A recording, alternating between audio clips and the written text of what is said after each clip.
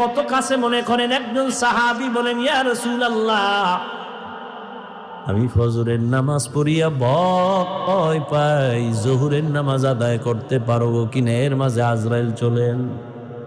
আর একজন সাহাবী বললেন, ইয়া রাসূলুল্লাহ, আমি জোহরের নামাজ আদায় করিয়া ভয়ে থাকি,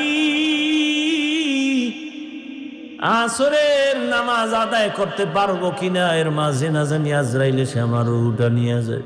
আর একজন সাহাবী বলেন, ইয়া রাসূলুল্লাহ, আমি আসরের নামাজ আদায় করিয়া অপেক্ষা আর ভয়, মাগরিবের নামাজ আদায় করতে পারি কিনা, এর মাঝে আজরাইল চলে আসবে, এই ভয়ে থাকি।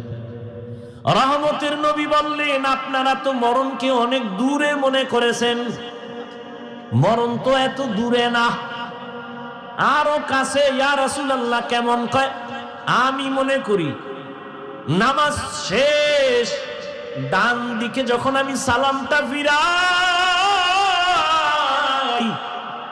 আমি ভয় অস্থির থাকি, বাম দিকে সালাম ফিরানোর আগে আজরাইল এসে হাজির হয়ে যাবে। মরণ থেকে যতই পালাও, মরণ তোমায় নিবে ঘিরি,